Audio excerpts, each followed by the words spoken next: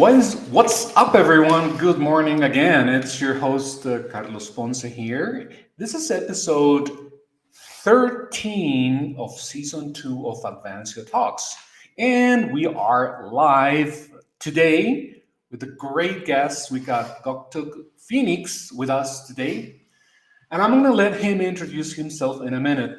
Thank you, Phoenix, for being with us on the show. Um, and for the rest of you, if you are just discovering us, welcome to the show. But if you have been here since the very beginning, well, you know what we are about. So here's a quick rundown. Advancio Talks is where we sit down with the people actually building the future of business and technology. Not just talking about it, but doing it. CTOs, founders, the folks making decisions that matter. So whether you're drinking coffee or commuting or just curious about what's actually happening in technology, stick around. Phoenix has got stories and insights you will not find or hear anywhere else. So, that being said, Phoenix, it's a great pleasure and an honor to have you as a guest. Welcome to the show. Hello, Carlos. Thank you for inviting me to the show. It's a pleasure to be here. Absolutely. Yeah. I look forward to this conversation so much. So, okay, before we get into the nitty gritty of today's topic and all that, of course, you are the guest, you're the star. Let's start with you. Tell us a little bit about you. Anything you want to say about yourself, your background, your journey, your story, how you ended up here. Who is Sure, Phoenix? sure. I was since I was a kid, I was into computers, Hmm. and I was even fixing everyone's computer in my neighborhood and everyone's digital things. So I always wanted to do a cool business, like similar to like being an astronaut as a kid, or being a hacker, Hmm. or things that are related to computers always got my attention. I grew up playing chess, reading books. So I was a geek kid when I was younger. So I get into computers. I was doing joking viruses with bash scripts when I was like 12 years old. And so I think I started uh, hacking things in a young age. I did Hmm. my coding stuff, like I was writing code in JavaScript, in C++. I started learning these languages when I was 11 or 12. And I was downloading video games or music from the internet and selling in the school. So I started my first business when I was like 12-year-old kid. And since then, I'm into computers. I did my first official work when I was 18, and I started as a developer, software developer, and then I slowly get specialized in cybersecurity. Excellent. So, folks, by the way, before we go any further, if you saw any glitch like at the beginning of the conversation, because it's a live stream, and the interesting part of doing things live, sometimes it says there are unexpected glitches. We had a glitch like in the format of the show. It was my bad. I'm sorry. I apologize. But folks say, well, what's life without surprises? Unpredictability is sometimes makes life more fun. But if you're watching, we'll make sure that we edit those out. Don't worry about it. And I apologize, Phoenix, for the little glitch that we had there at the beginning. We'll leave it out. No But worries. going back to you, Phoenix, I understand that you are the CEO of a company called Black Trace. So why don't you tell us and the viewers a little bit about Black Trace? What is your value proposition? What problem you solve? Anything you want to say about the company? Sure. We are specializing in offensive cybersecurity, and we provide red teaming and penetration testing services, as well as purple teaming sometimes, to corporations. That includes industrial pen testing and also corporate pen testing in enterprise systems.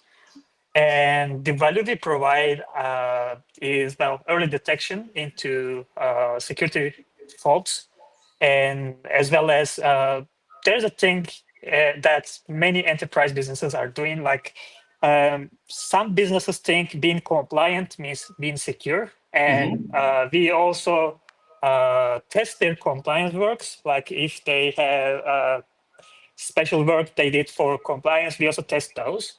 But we also prove that compliance is not security. It's just Mm-hmm. a list of checklists. And so we find vulnerabilities, the common ones, also unimaginable ones. So I think that brings a lot of value to businesses, Mm-hmm. especially when we find things that they don't even imagine about. Mm-hmm. Mm-hmm. Excellent. Yeah, thanks for shedding a little bit of light into what you do, because I think it's very relevant for today's topic, by the way, and because today we're going to be talking about hacking corporate minds. In other words, bringing the red team before the headlines do, right? Yeah. So cool. Let's start there. All right. Um, But okay, let's start from the beginning, Gok Phoenix.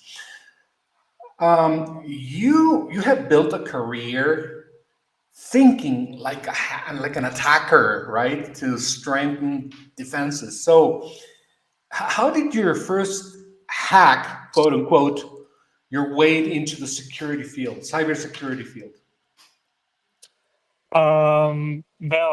Yeah, I was very interested in hacking, and of course, by hacking I mean like ethical hacking, not Mm-hmm. just doing hacking like illegally.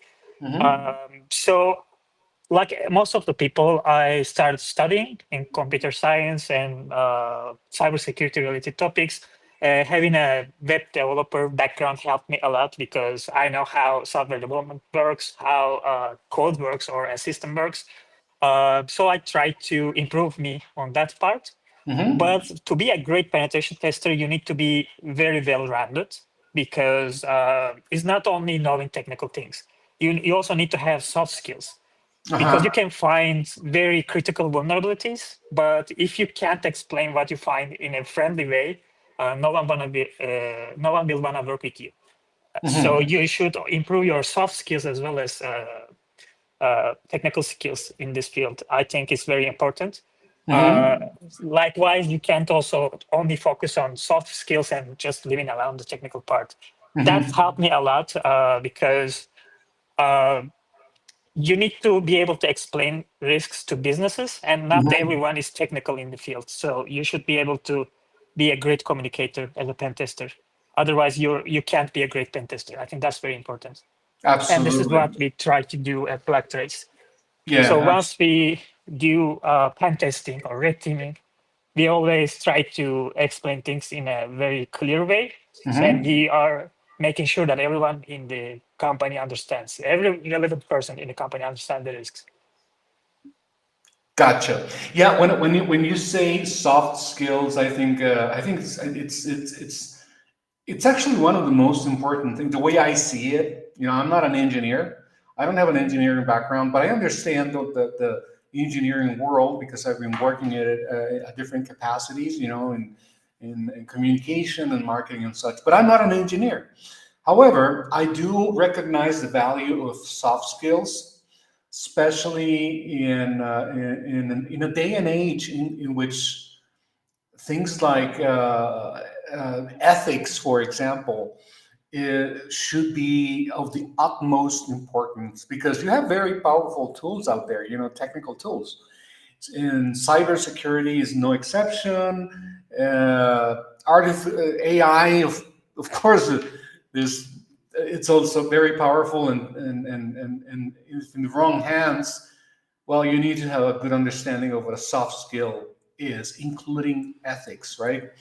Yeah. So, in that context, so how would you say that soft skills have helped you prevent, if applicable, help you prevent like multi-million dollar breaches, Like, can you walk us through a moment when you had to convince, skeptical executives that their secure systems weren't so secure?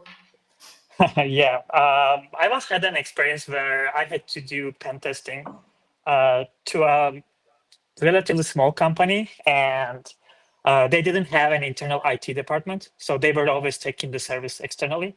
And they said that they had a specialist who built their entire infrastructure in the company, and they had Windows-based systems in the company, and so they requested me to do a pen test.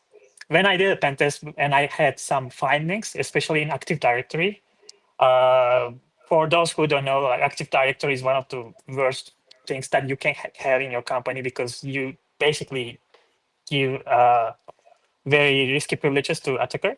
Mm-hmm. So when I did that and I showed the pen test results in a meeting, they didn't want to believe me. And they said, like, we have a specialist and the person who did that knows very well what he did. And you're just trying to sell us more work. So they Mm-hmm. didn't believe what I showed as a pen test result. And it was very unexpected because I never had such thing in my life. And Uh-huh. in that moment, well, I had to take things in a calm way. And the way I solved this, like, I offered them to doing the testing in front of them so they can see how it is.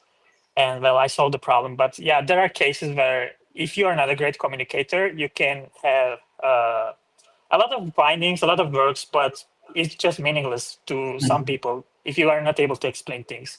Mm-hmm. It is similar to, I think I can give an example. Like, you also need to be a great team player because not always I'm doing like solo pen test because sometimes we are doing teamwork with different pen testers, different hackers.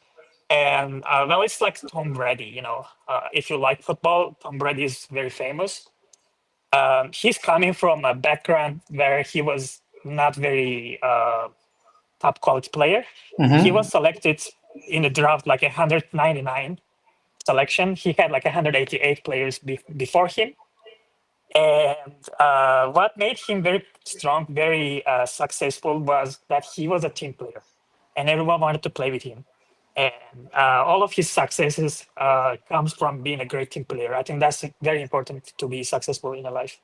Mm-hmm. Excellent. Yeah, no, you're absolutely right, and I can understand the concepts that you're mentioning. But I think that also some of the viewers or many of the viewers out there would also enjoy having you tell us a little story, like a real live example, right? That you have lived. For example, you and I had a conversation off the air, right? And in the conversation, you mentioned that there you had like a real world red team engagement, that experience that changed how a client saw their entire security posture and what they did about it. So do you want to share that story you were telling me about? I Yeah, think it's sure. I We think have it's been, let's call it the airport story. all right. Yeah, we had a pen test. Well, it was actually red teaming Uh-huh. task in the airport. I will not share the name of the airport, but it was an international airport. Uh-huh. And we had all the required authorizations and permissions, so we were authorized to do the red teaming. And they also gave us a task apart than doing the red team task. It was just adding a text file in Uh-huh. the airport systems. So we could get into systems from the airport Wi-Fi, and we also used some physical accesses. Like, we had to get into areas where only authorized people could enter. And once we did that, well, we could connect to their Wi-Fi, and we lived not in a TXT file. It was just like a flag, but it could be a malware in the real life scenario. Um, so once we showed that, they were very nervous. They were in shock, and well, unfortunately, some people lost their jobs because of that. Wow. But it was very critical because it could affect the overall airport security, and it could also affect to the air traffic because we also had a team who worked in the airport security directly in the air traffic control tower. and they could also get into systems of the tower, which they could actually manipulate the air traffic from the computers. Wow. Yeah, that's quite a story, especially with the impact that it had. I wasn't aware that people had lost their jobs, right? Yeah, because some of the cybersecurity issues can be life-threatening. It can, like human life is very important, and Yeah. if you like in any kind of competition in air traffic could possibly cause some unexpected issues or crashes. So that's very critical, and in some areas you just don't give any chance to a failure. Okay. Okay. Gotcha. All right. So let's move on to something else. Well, again, we're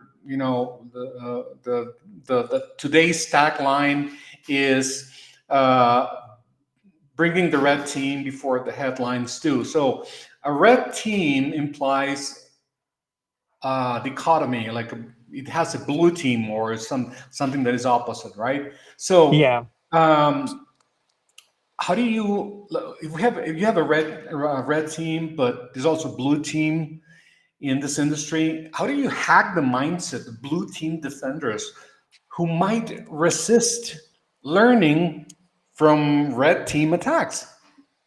Yeah. Well, red team is basically offensive discipline in cybersecurity, and we are when we are doing red teaming, we are actually imitating a real world attack. Uh huh. So if we are in an engagement, we can just attack anywhere we find, and that's very valuable for companies because we are simulating a real world scenario compared to pen testing. Because in a pen testing, you can do specific pen test for specific service or system, but in the red teaming, you are more like free because you have a bigger scope. You are more you can do unexpected things. What I noticed in blue teamers, most of them, not everyone, but most of them are uh, very limited to playbooks, and they like not everyone, but some people think a hacker can attack only from predetermined places, and that's not true. A hacker can attack from anything they find. If I want to hack something, I just create a way to do that. If there's no way, I find a way to do that. So that's the hacker mindset. And I think that's very important because in most companies, blue teamers are very limited in the playbooks, and Mm-hmm. that's not a good practice in my opinion. Mm-hmm. Excellent. Okay, great. Now, I'm curious about something very specific that I'm sure that some CEOs or CISOs would be interested in. If you could sit down with every CISO or CEO for 60 seconds, what hard truth would you tell them about their current security approach? Well, that's a nice question. I think, well, most of the people underestimate the power of pet test or red teaming because they think that is a luxury service or extra service that probably not necessary. But what I would say is that like we give a lot of value to companies because we show proof of concepts and their systems if they are working as intended to work. So I think that gives a lot of value. And I would say like just don't focus a lot on compliance because there are also other ways that you can have trouble in your upper management. Mm-hmm. Mm-hmm. Okay. So you hear that? CEOs, CISOs, take note. If you don't want to get into trouble. Okay, so this is a very interesting conversation. Even though that I'm kind of a newbie in all things cybersecurity, because like I said, I'm not an engineer. I don't have an engineering background, but as a user, I recognize and respect the need for cybersecurity measures, even at the user level. Even when we're inputting information on our own home computer. So there's tremendous value in that, as even for us, the laymen. But what about the senior leaderships? For example, I understand that you have empowered senior leaderships, professionals with actionable cyber risk understanding. Okay, so how do you translate technical findings into business language? Well, in that case, I would definitely try to understand the business priorities and what they try to do, because every business is different, Mm-hmm. and every risk is different as well for every businesses. So that's very important. If you don't understand the business culture, if you don't understand how they operate or what are their priorities or what they do, you may have wrong choices as a cybersecurity professional. Doesn't matter if you're in the attacker perspective or if you're in the defensive side. So business, understanding the business, how they operate and their culture is very important. Mm-hmm. And so whatever I do, I would try to explain them according to their business operational system. Like Mm-hmm. depends on the companies. Okay, I see. Yeah, and what's your framework for helping these executives make like smart security investment decisions when versus just buying the latest tools? That happens a lot, especially in Mexico. Unfortunately, many businesses think buying a lot of tools means like you're safe. It's like you're just buying tools, but you're limited to the capabilities of the tools. Mm-hmm. So I think the best way to use your budget or invest in specific tools is comes from the testing. You should test, you should find out like where you fail, what do you need. You should also be working collaboratively with blue teamers, CISOs, and BISOs as well. And you should uh, make benchmark requests. Like you should have a guideline, like what do you need for your business and what Mm-hmm. do you want to achieve. And you can use that information when you decide to invest in securities, because it's not all about investing money. You can have a lot of Mm-hmm. money, you can get hacked. Like there are tech giants are getting hacked and they have one of the biggest budgets. So it proves that having money or investing in a lot of tools doesn't bring you secure environment. Most Mm-hmm. of the time companies are suffering from internal threats, human errors. So internal training is also very important. And internal training doesn't mean that you need to train engineers on it. You should do that as a company, right? Like everyone in the company should have the knowledge in cybersecurity and the cyber risks of every industry. So if you work in bank, you have financial risks. If you work in a health industry, you have uh, people's personal data at risk. Mm-hmm. So every business is different, Okay. and we are helping businesses to uh, take decisions easily because Mm-hmm. we try to show them where they fail more. And I think that brings a lot of value because just by investing in offensive security can be pen test, or I think red teaming brings more value than pen testing. Um, you can just save money because you can have like I once found around 300 either vulnerabilities in a Ruby code base, and it was in production for 3 years. And the company had a lot of tools. They didn't detect that. So I found that finding, and we had to work cross team with three Mm-hmm. different countries in order to fix that. But it was a very bad vulnerability, and it's a proof that the tools doesn't always find the risks. Mm-hmm. Okay. Yeah. Yeah. And there's also something that I was thinking is that so far we have been talking about let's call it the tech component of cybersecurity, the business decisions about cybersecurity, but there's also an element that I think it's equally even if not more important also than just the tech itself. It's the human element, the engineers behind it, the people who actually sit down at the computers and make miracles happen. So like my question for you is, when advising leadership on cybersecurity talent strategy, how to assemble teams, What is your biggest recommendation for these companies? All right. I think they should also understand that hacking is not only happening in the computers. So if I Mm-hmm. want to hack someone and I did that in an assignment as a work, uh, you can just follow fingerprints of people. Like there are people who overly post things on the internet. There are people who talk about their problems they have in the company or their managers. There are some engineers or developers. They always complain about business decisions like API integration, or they had some issues because they had an API key and they didn't know where to put, and things like that.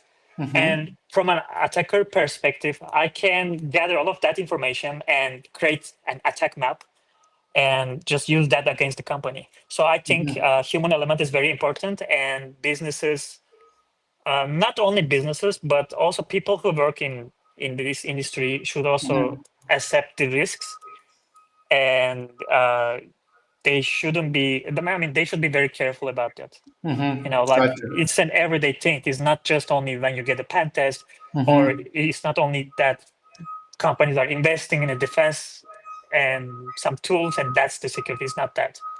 So you Mm-hmm. can get hacked in every part, just basically, Yeah.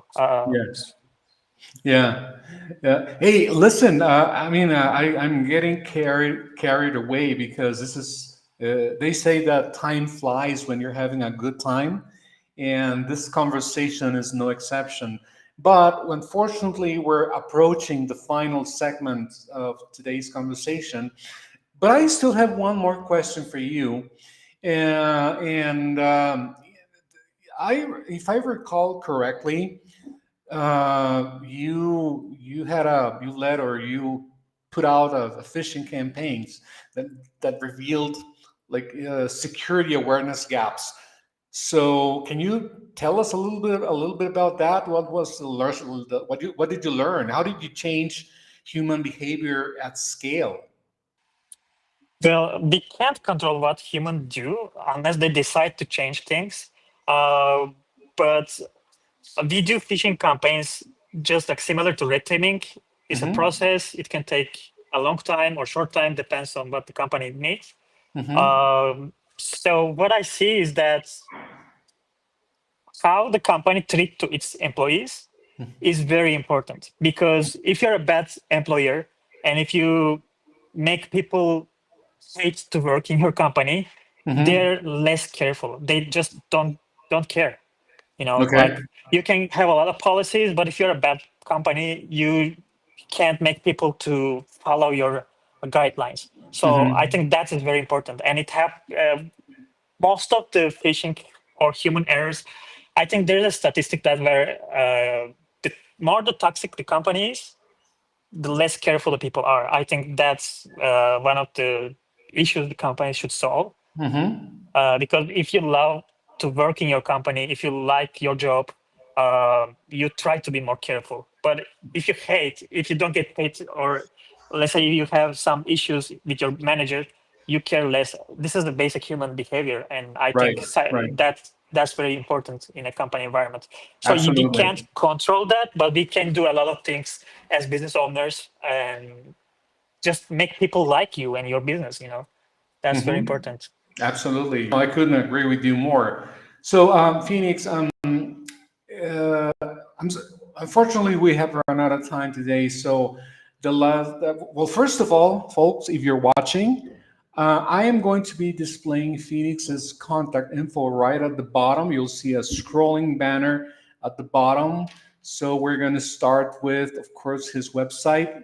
You will see his website, his LinkedIn, his email. So, your pen and a paper or a pencil, make a notes, and make sure you reach out to Phoenix in the following URLs and emails. So while we run this information, Phoenix, um, please can you share some final words of wisdom with the audience? Anything that you feel that the audience should remember you by? What are your final words of wisdom for today's show? I think cybersecurity is a whole, so people should think about security as a whole. So if they are investing or they are working with security teams, they should also consider the offensive part of that. And we also help businesses to um, get the defenses as well as offensive part. We are not looking at the defensive part, but we work with people like Peter, for example, and we can help businesses Mm. to spend less money and get the best value because we are not one of those cybersecurity businesses where we just make automated scans and hand them to people like calling that as a pen test. We are trying to bring the most value in our jobs, and I think the best value is coming from understanding the business and the expectations. Mhm. Got it. Understanding the business and the expectations. There Yeah. you have it, folks. That's a great quote that I'm going to make sure it gets out there. So, well, Phoenix, it's been a great pleasure to have you on the show today, and I look forward to more conversations. We're going to make sure that we get this episode into the community out there that you and I belong to. So. Um, it was a great discussion on cybersecurity. And the only thing left for me is thank you big time for having been with us on the show. Before we go, let me just mention something really quick. If you're watching, this is for the viewers out there. If you're watching, please bookmark the link below, advancio.com/tech talks. That's where you will find not only past interviews for the last 4 years, but also upcoming ones. Okay, so just keep an eye on that, bookmark it, and reach out if you want to contact us. It's right there on that page, advancio.com. If you want to be on the show, also reach out to either Advancio or yours truly, and we'll make it happen. So, that being said, again, thank you so much, Phoenix, and the rest of you guys. See you next time. Have a wonderful rest of your day. See you. See you. Bye.